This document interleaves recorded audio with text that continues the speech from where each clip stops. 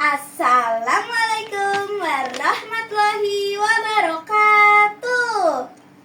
Perkenalkan, nama aku Azhara Naila Arifin. Aku dari SDIT Naura Huda. Di kesempatan kali ini, sebelum aku menyapa para dewan juri dan bapak ibu guru, izinkan aku berpantun sedikit. Jalan-jalan ke Kamboja, pulangnya tidak lupa membeli kerang. Aku lahir dari Jakarta, tapi aku cinta Karawang. Yang saya hormati Bapak Ibu Dewan Juri, dan yang saya hormati Bapak Ibu Guru, dan yang saya cintai teman-teman saya. Di kesempatan kali ini, saya akan membawakan cerita yang berjudul Asal Usul Kota Karawang Adipati Singa Perbangsa. Dahulu kala, di sungai yang jernih dan di tanah yang subur, ada sebuah kerajaan yang bernama Sagalaherang. Rakyatnya hidup damai dan tentram dikarenakan dipimpin oleh raja yang bijaksana yang bernama Adipati Singa Perbangsa. Setiap pagi, Adipati Singa Perbangsa selalu ikut mencangkul di sawah bersama rakyatnya. Sampai pada suatu saat, rakyatnya bertanya, "Celuk, celuk, celuk.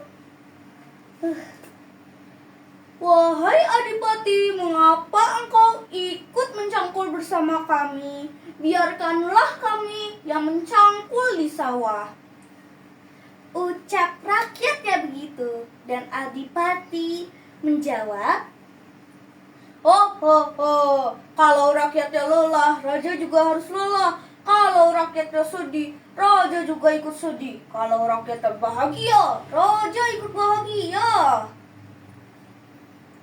Tapi ada satu kesedihan yang disimpan oleh Adipati Singa Perbangsa, yaitu sampai saat ini dia belum mempunyai seorang anak. Pada suatu malam, dia pergi ke tepi sungai dan duduk di bawah pohon beringin dan berdoa,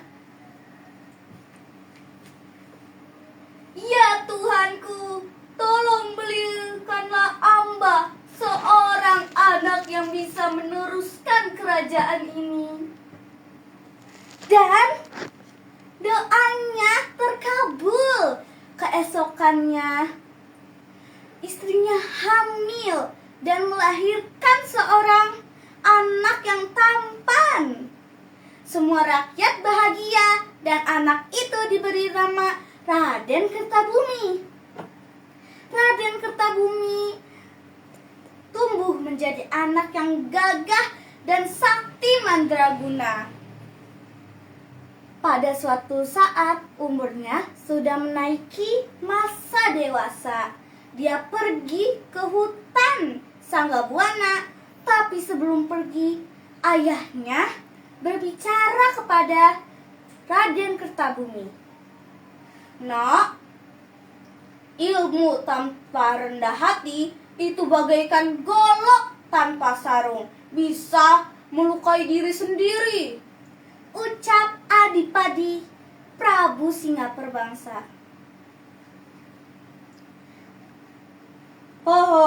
Baiklah ayah, aku akan selalu mengingat apa yang ayah ucapkan," ucap Raden Kertabumi.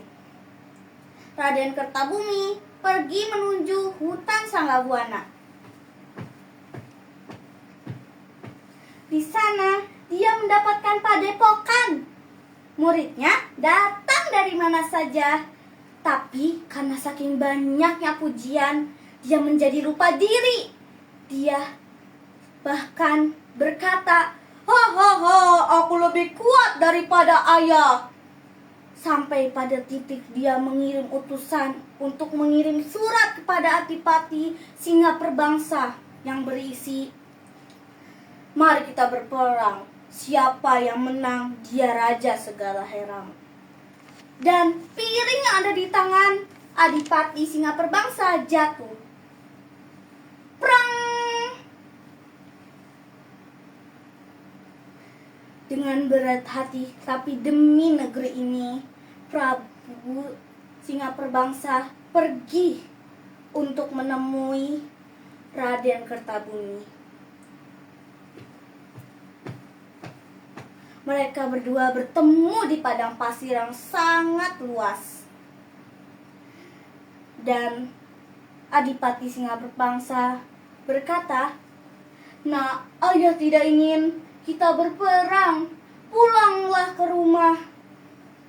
Tapi dengan sombongnya Raden Kertabumi tertawa. "Ho ho ho.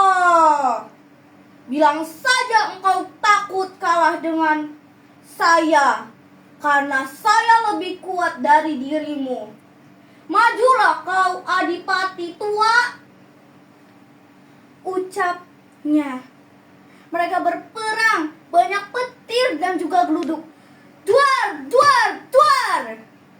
Dan perperangan berlangsung selama 7 hari 7 malam. Di hari ke-8, Raden Kertabumi berhasil menancapkan pedang ke jantung ayahnya sendiri.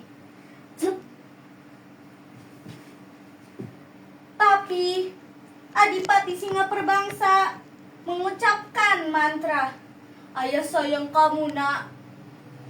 Dan akhirnya Raden Kertabumi terjatuh dan meninggal di pelukan ayahnya. Dengan suara lirih, Adipati Singa Perbangsa bangkit dan berkata, "Karena angkara dan sombong menjadi lupa diri, dan akhirnya membuat tanah yang subur ini menjadi kerawaan. Sejak saat ini akan saya namakan tanah ini Karawang." Dari cerita yang kita ambil, hikmahnya adalah rendah hati itu lebih baik daripada kesombongan. Dan juga sayangilah dan hargailah orang tua kalian, karena doanya menembus langit. Tapi kalian tahu tidak, yang tadi saya ceritakan itu bukanlah cerita aslinya, melainkan cerita legenda. Kalau cerita asli yang saya baca di buku Babat Indonesia, bahwa anak dari Prabu Singa Perbangsa bukanlah Raden Kertabumi, melainkan Raden Anom Wirasuta. Dia merupakan adipati kedua setelah Adipati Singa Perbangsa. Dia dikenal sebagai pemimpin yang bijaksana, bahkan dekat dengan ulama. Berbeda dengan Raden Kertabumi yang ada di cerita, dia sangatlah sombong, tidak seperti Adipati Anom Wirasuta. Kita untuk menjaga Karawang, marilah kita menjadi anak yang berbudi baik dan berakhlak mulia. Sebelum itu, satu pantun terakhir ya. 1.2, para juri ganteng dan cantik, nilai buat saya pasti luar biasa. Saya Azhara Naila Arifin dari SD Ternauda Huda. Wassalamualaikum warahmatullahi